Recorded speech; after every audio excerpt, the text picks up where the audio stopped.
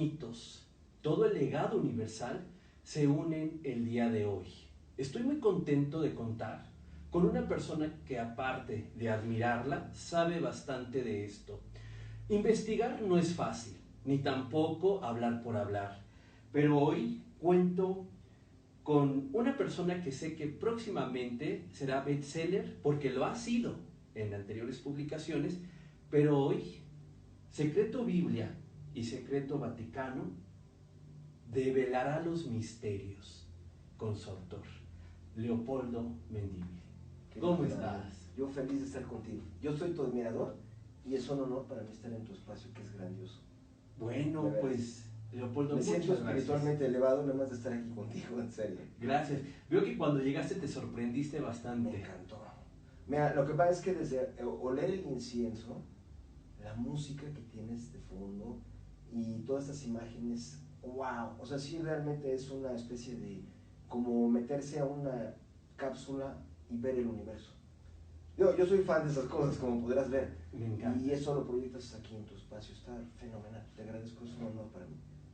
Leopoldo, ¿qué hay de cierto que existen conspiraciones? ¿Y desde cuándo? Bueno, mira, yo creo, Nando, que muchos me han dicho, no, es que tus libros traen teorías de conspiración. Yo les digo, bueno, no son teorías. En el caso de las que están en mis libros, son conspiraciones que están comprobadas. Por ejemplo, Secreto 1910 habla de la Revolución Mexicana y de cómo los gringos pagaron para quitar a Díaz, a Porfirio Díaz. Y eso está claro, eso de hecho lo he platicado con historiadores y todos dicen, sí, está bien. O sea, una cosa es que no se le diga al pueblo de México en las escuelas, porque es más complicado explicarles eso, y además porque a los gringos no les interesa que se difunda eso, pero está probado. Entonces, el siguiente libro, Secreto 1929, habla de cómo el partido que es el PRI actualmente, también cuando surgió porque en palabras de José Vasconcelos, que fue el primero que se le opuso a ese nuevo partido, dijo que ese partido era una idea del embajador de Estados Unidos, que se llamaba Dwight Morrow, y que él venía del banco JP Morgan. Todo esto es un hecho, o sea, esto no son teorías de conspiración, como me han dicho algunos. Claro. Y yo hasta les he dicho, a ver, yo les apuesto dinero, o sea, sí que me hace falta, ¿eh? O sea, ya cuando les dices eso se van para atrás, pero ahí están. Pero yo lo que creo, Nando, a ver si tú estás de acuerdo conmigo, pero yo creo que la conspiración es la naturaleza humana. O sea, por ejemplo, si tú y yo estuviéramos en un partido de fútbol y estaríamos poniéndonos de acuerdo de cómo darle la torre a los otros, pero lo haríamos en secreto. Eso se hace en todos lados, es la naturaleza del ser humano el hacer planes que desconocen los adversarios, y eso es una conspiración. La cosa es que las conspiraciones que a nosotros nos gustan, a ti y a mí, son aquellas donde un pequeño grupo de ricachones, de gente de poder, está haciendo conspiraciones para afectar a millones, y esos millones no se informan. Entonces tú y yo, a través de los medios, las desentrañamos y se las mostramos a la gente. Pero la creación del ser humano, entonces, ¿es un mito? ¿De dónde venimos o de dónde crees, a través de estas investigaciones que has hecho, nace la humanidad? Tanto religiosamente, políticamente, porque en la investigación siempre nos remontamos al Medio Oriente, que es la cuna, y que de ahí parte todo. ¿Qué tan cierto es? Mira, bueno, yo hace rato decías tú algo que me encantó, al hablar de que Huitzilopochtli es tan deidad como Jesús, o como Siddhartha Gautama. Yo comparto eso, yo pienso que Dios, y tú lo tienes aquí reflejado, me lo has platicado hace rato, que Dios es demasiado grande y nosotros somos los que somos pequeños y pensamos que solo puede ser el que yo digo que es. Claro. Es Jesús. ¿Qué tal si son el mismo? ¿Qué tal si son ese mismo Dios a través de como tentáculos, y cada tentáculo lo ve en una civilización y dice, pues es Huitzilopochtli? ¿Y qué tal si solo es un mismo Dios? Que es más, creo que interpretando lo que tú me decías hace rato, ¿qué tal si está dentro de nosotros? Y eso es lo que yo interpreté de lo que me dices y me fascinó, francamente. Nada más es un despertar. Así es. Leopoldo, vamos a iniciar por Secreto Biblia. ¿Qué tanto guarda Secreto Biblia para aquellos que quieren descubrir algo más de fondo, pero sobre todo los misterios que hay? Hay un Nuevo Testamento y hay un Viejo Testamento. ¿Qué pasa con eso? ¿Por qué hay esa modificación? Pues mira, yo lo que pienso, bueno, digamos, el Antiguo Testamento viene desde que, hasta donde sabemos, la idea que nos han enseñado desde la infancia es que Moisés, digamos que cuando estaba migrando desde Egipto, con todo el pueblo hebreo desde ser esclavos en Egipto, se subió al monte Sinaí, y en el monte Sinaí Dios le dio la revelación que él escribió y que son los 5 libros que hoy conocemos como base del Antiguo Testamento. Que sobre esto hay todo un punto que es el tema, uno de los temas básicos de Secreto Biblia, que es que la arqueología muestra que esta historia no es como nos la dijeron. Pero eso es en cuanto al Antiguo Testamento. Y ya del Nuevo, pues cuando Jesús vino, y que francamente lo que él dijo es que muchas partes del Antiguo Testamento habían de alguna manera pues ensombrecido lo que era el mensaje original de Dios, que era de amor, que todos somos iguales, que todos nos debemos de amar. Y yo siento que lo que él dijo es, bueno, yo vengo a tratar de decirles como digamos el reloaded, lo que había sido la revelación original, y pues ahí se lo echaron, ¿no? O sea, yo lo que, bueno, no solo creo, sino lo que está comprobado también por los arqueólogos es que sí es verdad que el Antiguo Testamento, digamos, lo que alguna vez Dios le dijo a los hebreos, que era un mensaje de total esperanza, se fue contaminando a lo largo de siglos, hasta antes de Cristo, porque los hebreos fueron esclavos, pues, la historia que conocemos que fueron esclavos en Egipto, pero en los hechos fueron esclavos de Asiria, y luego de Babilonia, y luego de Persia, y luego de los griegos, y luego de los romanos. Entonces, cada uno de esos imperios le metió mano a la Biblia que conocemos, y de repente, Nando, ocurre que es lo que a mí me empujó a investigar esto de la Biblia, que es cómo es posible que cuando Dios le dijo a Moisés que hay 10 mandamientos y uno de ellos es que no matarás, ¿cómo es posible que según la propia Biblia, en el libro de Deuteronomio dice que días después de eso, o antes, Dios le dijo una orden totalmente contraria, que le dijo, la orden es que tú y el pueblo hebreo exterminen a todas las naciones que los rodean? Entonces, yo me pregunté desde niño, ¿cómo chihuahuas es posible? O sea, Dios le daría esas 2 órdenes contradictorias a una misma persona, no matarás, y luego asesina a 7 países, arrasarlos completamente, que es lo que dice el libro de Deuteronomio capítulo 7. Es la orden de cómo exterminar a las 7 vecinos de Israel, y por eso empezó la guerra que hoy está en Medio Oriente.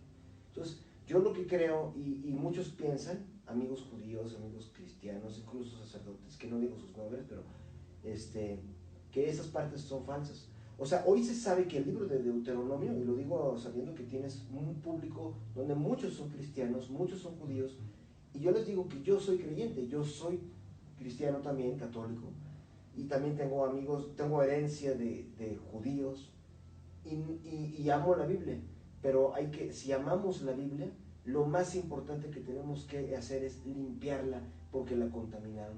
Y ahí lo que hicieron es enmugrar el nombre de Dios y usarlo para que haya personas que estén justificadas para exterminar a otras, para linchar a otros.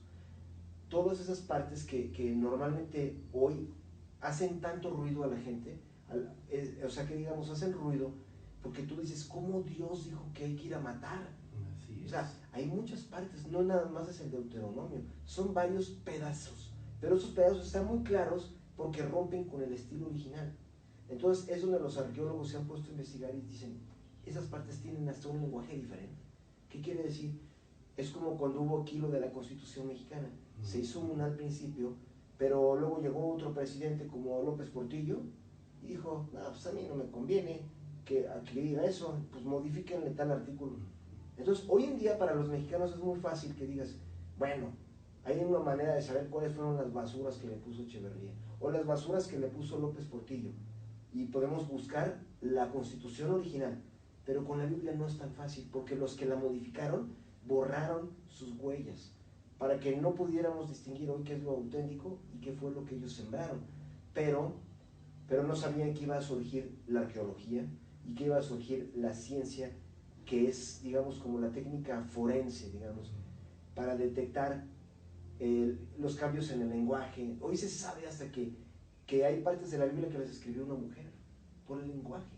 porque son cuates que la estudian la Biblia desde el enfoque criminalístico, como cuando estudias una nota que dejó alguien, que pues viendo la grafología o viendo el lenguaje, sacas la conclusión de cómo era psicológicamente. Entonces, eso ya se ha hecho. Ya, esto no se les ha dicho a los creyentes por razones que yo no entiendo nada, porque sería muy bueno.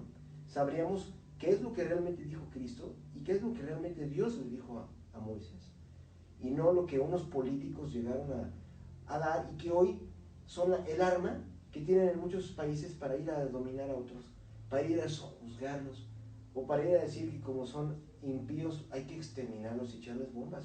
O sea, por ejemplo, Bush, cuando hizo la guerra de Irak, también decía y sacaba la Biblia, porque desgraciadamente los políticos la transformaron para que sirviera para eso. O sea, en la Edad Media lo usaban así, para levantar toda una coalición de países europeos. Vamos a liberar la Tierra Santa. Pues en realidad lo que querían era arrasar con ese territorio y quedárselo ellos. Y le vendían a la población que era para rescatar las tierras, la tumba de Cristo. Leopoldo, se ha distorsionado la historia en todos los tiempos, en tantos años, pero ¿qué tan cierto que la Biblia es el primer libro o hay emulación de otros anteriores o es la copia de otros? Bueno, qué gran pregunta, mi querido Nando. Porque mira, yo creo que el libro más antiguo que se tiene en memoria, bueno, hay tratados, digamos, de los sumerios que están por ahí, pero que no pasan de una tabla donde dicen que tal fulano le vendió una oveja a otro y hasta ahí, ¿no? Pero el libro completo es el Canto de Gilgamesh, que son 12 tablillas, y lo que es increíble, Nando, es que ese libro es anterior a la Biblia, pero ya trae la historia del diluvio. O sea, el Canto de Gilgamesh dice que Gilgamesh, que era, ahí dice que era un tipo que vivía en Ur, bueno, en Ur y en Uruk, de hecho que era el rey ahí, ¿no?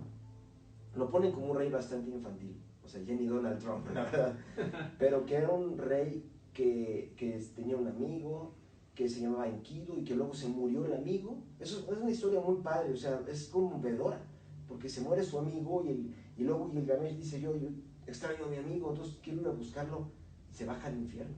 Entonces cuando quiere irse al infierno, porque él dice, no, si te vas al infierno ya no va a haber salida. Y él dice, pues sí, pero quiero ver qué hay. Y él sí se la avienta a Gilgamesh. Y entonces en ese paso pasa por un lugar donde hay un viejito que se llama Utanapishtim. Y ese viejito Utanapishtim le dice, todos están esas 12 tabletas de Sumeria, anteriores a la Biblia. Y ese Utanapishtim le dice, yo te diré, Gilgamesh, el secreto máximo de todos los secretos, que es cómo era el mundo, cómo fue el mundo anterior. Y ahí es donde le dice que había un mundo anterior donde había gigantes, hombres, peces gigantes, y que Dios lo arrasó porque eran pecadores, que envió el agua, que se enojó la diosa Ishtar y todo un cuento. Pero hoy viene todo de que él le dijo que Dios le había dado a Utanapishtim, o sea, es como Noé, le había dado el secreto de cómo salvarse él, y le dice las dimensiones del arca y son iguales que las que están en la Biblia. Entonces lo que hoy se piensa, y sale hasta la escena de como ya cuando ya se acabó los 40 días de que se quedó ya el arca en el pico de la montaña, hasta está clonado lo de que envió una paloma y que regresó con una ramita. En realidad en el libro de Gilgamesh regresa es un cuervo, no una paloma, pero lo demás está calcado. Entonces lo que hoy se piensa es que alguien lo clonó. O sea que, digamos, primero existió la mitología, la religión hebrea original, donde no estaba lo del diluvio, pero los babilónicos, hubo un año que ellos secuestraron a todo el pueblo hebreo y se lo llevaron a vivir a Babilonia, y los estuvieron ahí viviendo 70 años, esclavos. Entonces, ¿cómo no iban a traer, ya al regresarse a su tierra prometida, ya traían muchas partes de la mitología babilónica, y ni modo, no es una parte de esto? Pero, más o menos eso de qué siglo, cuántos años, de qué tiempo estamos hablando. Mira, el secuestro de todos los judíos, cuando los agarró Nabucodonosor en Babilonia, fue exactamente en el año de 585 a.C., que es más o menos una época, para dar una idea, cuando estaba viviendo Tales de Mileto. Claro, es más, Tales de Mileto vivió justo en esa época, y por eso sale también en secreto Biblia, porque él se sabe que vivió en Judea, y Tales de Mileto era un cuate que documentó mucho porque él pues, vivía por ahí. Vivió en todos lados, en Egipto, en Babilonia, y básicamente, imagínate, él fue el primer tipo en la historia del mundo que dijo, va a haber un eclipse dentro de 10 días. Y todo el mundo, ¿cómo? Y dijo, sí, y es más, fíjate, dijo, porque estaba habiendo una guerra entre los griegos y los lidios, y hasta les dijo, yo les digo que si ese día hay un eclipse, ustedes se comprometen a separar los ejércitos y decir que ya no va a haber guerra. ¿Y qué crees? Hubo el eclipse y tuvieron que rendirse. El rey de Lidia se llamaba Alietes y el rey que iba de parte de los persas se llamaba Ciaxiares. Y fue tan de Mileto que era alguien como tú, mi querido Nando. Era como tú. Gracias. Sí, un hombre que ve el futuro y pues puede traer la paz, ¿no? Entonces, es lo que hizo. Y justamente es ese año, 585 a.C., cuando fue el eclipse de Tales de Mileto, ese es el mismísimo año que el rey de Babilonia, Nabucodonosor, se enchiló, digamos, contra los judíos que no se dejaban controlar y agarró a 5,000 personas. Se los llevó así tipo Hitler a campos de concentración en Babilonia. Y desde ahí estuvieron ahí 70 años. Entonces, por ejemplo, hay cosas, mi querido Nando, que uno lee en la Biblia que son tal cual sacados de la mitología babilónica. Y que la verdad es medio pagano que estén ahí.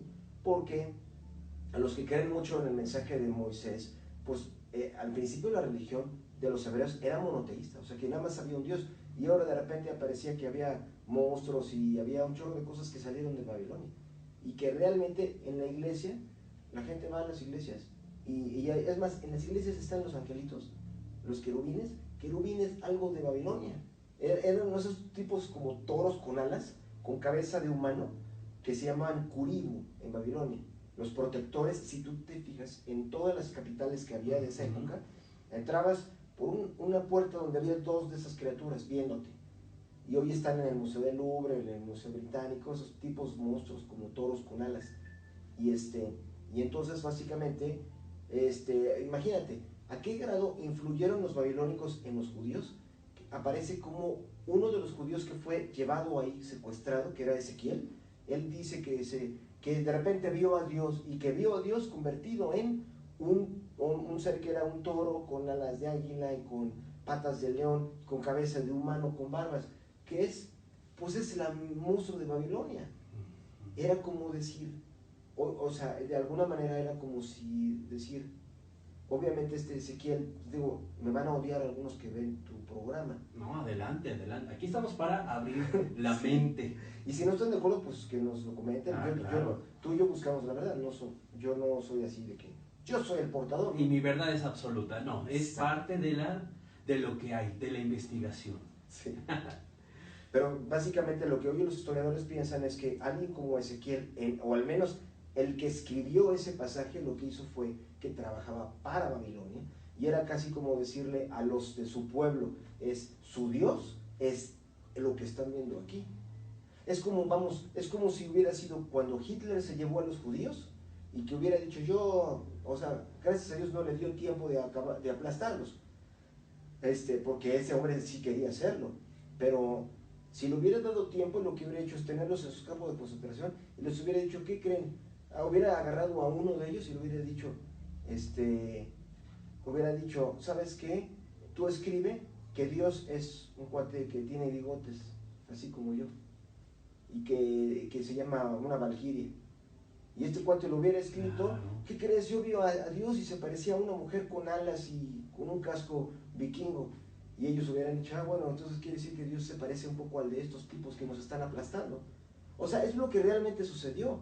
Hay muchas cosas que están hoy en la Biblia, que son el resto de cuando Babilonia quiso modificar la Biblia hebrea para controlar más a los hebreos, al grado de que, por ejemplo, el Sabbat, el Sabbat es un concepto, es la palabra Sabatu babilónica. Desde que estuvieron los hebreos ahí en Babilonia, como esclavos, cuando regresaron ya los nombres de los meses eran babilónicos, muchos conceptos astronómicos eran de Babilonia. Y no quiere decir que no hubiera, por ejemplo, la historia de que Dios hizo el mundo en 7 días y que descansó en el 7, pues esa se la debemos a Babilonia. Sabrá Dios, lo digo ahora sí que literal, sabe Dios cuál era la historia original del Génesis estaba al principio, en la religión hebrea al principio, porque hoy en día hay un cuate que trabaja en el Vaticano, Guy Consolmagno, que trabaja con el Papa Francisco, que él ha dicho que el Génesis, como hoy lo conocemos, es la combinación de 3 historias, que solo una es la original, las otras 2 fueron de Babilonia y otra salió de Fenicia. Como alguien trató de que se hicieran las paces, haz cuenta, es como si alguien dijera, vamos a fusionar ya Guatemala y Panamá y con México, y para que se lleven bien, agarra las 3 constituciones, y como si fueran las cartas que tú tienes, pues revuélvelas ya. Y queda un tutti frutti ahí. Esta es la Biblia actual. Por eso hay cosas que no compaginan. Hay una parte de la Biblia donde dice que el monte donde Moisés recibió la revelación es el monte Sinaí. Hay otra donde dice que es el monte Horeb, que está en otro lugar. Hay unas partes de la Biblia que dicen que Abraham iba a matar a Isaac porque Dios se lo ordenó, y que a la mera hora lo liberó. En otra dice que siguió viviendo Isaac, y cosas así. Entonces eso es lo que da la muestra y la prueba. Mira, por ejemplo, hay partes en donde se sigue hablando en la Biblia, hay 7 pedazos de la Biblia que dicen algo increíble, Fernando. Dicen que Dios se reúne en la mesa con el consejo de los otros dioses. Eso está en la Biblia. O sea, si quieres, ponemos abajo de la descripción de tu video los versículos, claro, para que vean que no es, claro, y que vayan a su Biblia y digan, oh my God. A ver, ¿en dónde está? Porque no es cierto, o sí, no lo creo. Sí, y eso no le quita lo sagrado a la Biblia, pero no hay que olvidar que es como la Constitución mexicana.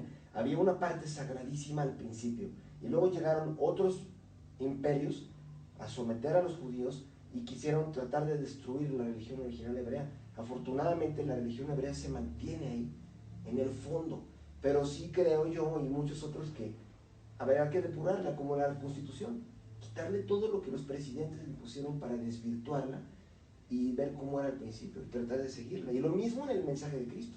Yo escucho a muchas personas que son devotas, y la verdad es que a mí no me caen tan bien cuando se aferran a solo una idea y dicen, Dios escribió y creó la Biblia.